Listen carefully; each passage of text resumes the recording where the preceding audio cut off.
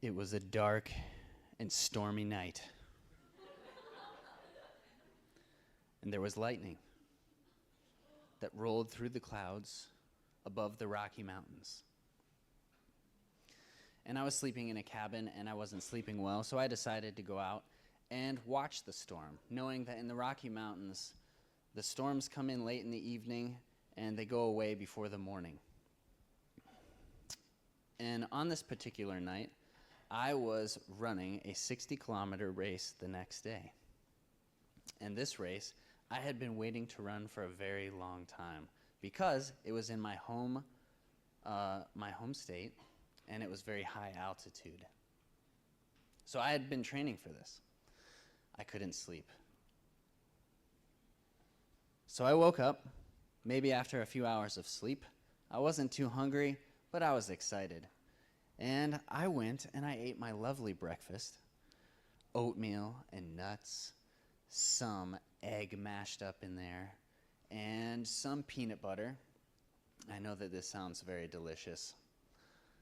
So anyways, I'm getting ready for my 60-kilometer run and eating all of this food, and I just don't really feel that hungry because I'm really excited to see the mountains that I've been waiting to run through.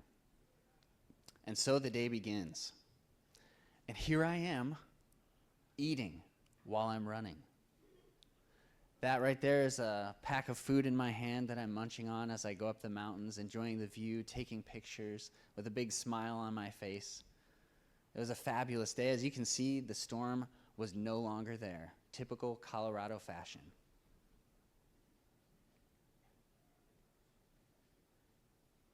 And so I move in to what is called a rest stop, for those of you who don't run, or an aid station. And now at the aid station, they have all this food set out, and for whatever reason, here I am excited, taking my pictures, enjoying the moment, and I forget how hungry I am. And so I don't really eat that much. I'm just talking to some people and stretching, grabbing some food, and I continue on my way. And going up this mountain, I am continuing to enjoy the photos, to enjoy the people. That lady that was running in front of me, that was her first race. And she was telling me all about where she was from, and I was enjoying the experience. And then I get up to this view. Who would remember to eat while looking at this? I certainly did not remember to eat while I was enjoying this view. And it was fabulous. And what you don't know is that there are fans up there. There are people that actually hike in and cheer you on. And I was just so surprised. If you've run here in China, you know that not very often people hike into the course just to cheer you on. So this was a really cool experience. But again, I'm not eating. Well, as you can see towards the end of one of those peaks, you go down. You don't go back up. And you go down into the forest. Well, so the views vanished, and so did most of my energy. I'm in the forest, and I'm nearing the end of the race. I have about 10 more kilometers, and my body starts breaking down. There was a really kind man who was running next to me, and it was one of those situations where you know that you want to say something because he's asking you questions, and you know the words, but they're just not coming out of your mouth. And you can tell by the way that person is looking at you that something is wrong, but they don't want to say it because they don't want to freak you out. That was also happening. Well, he stayed with me for a while, and he had his own race goals, so he continued on. And there was me, suffering in the forest, starting to wonder, am I really going to make it out of this race? Am I actually going to finish? And so I turned to prayer, and I said, man, God, I don't think I can do this. I really need some help.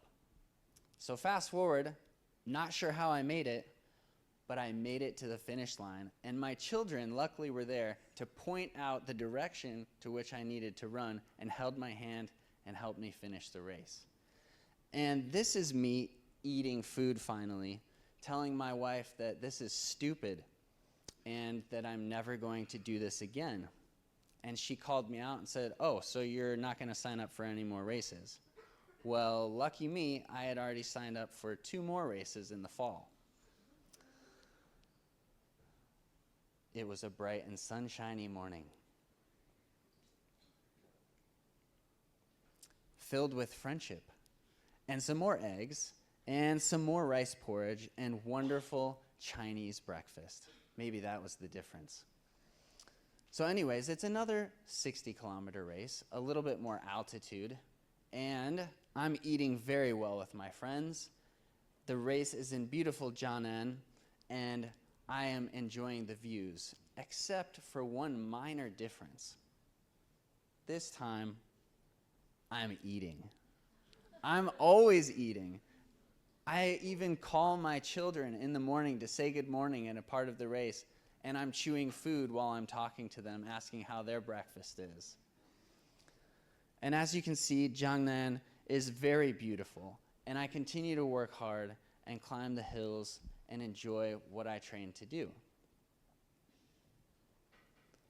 And here is me, still eating, at another rest stop, a little bit different than last time, enjoying some more rice porridge and some meat.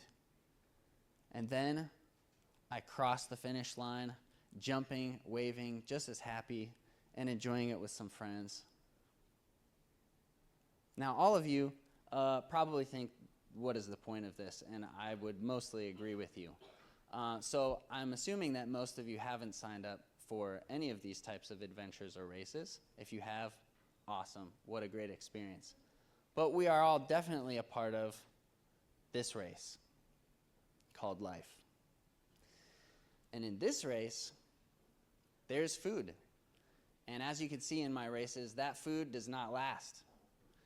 I was cramming that food in my mouth as much as I could while I'm running that race.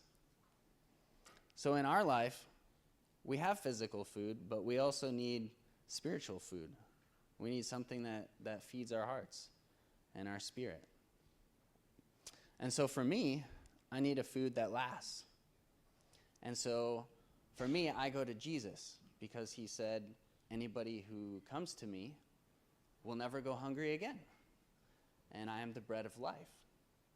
So my question to you today is, what are you eating as you run this race called life? And where are you going for that food? And does that food last through the challenges that you face? Thank you.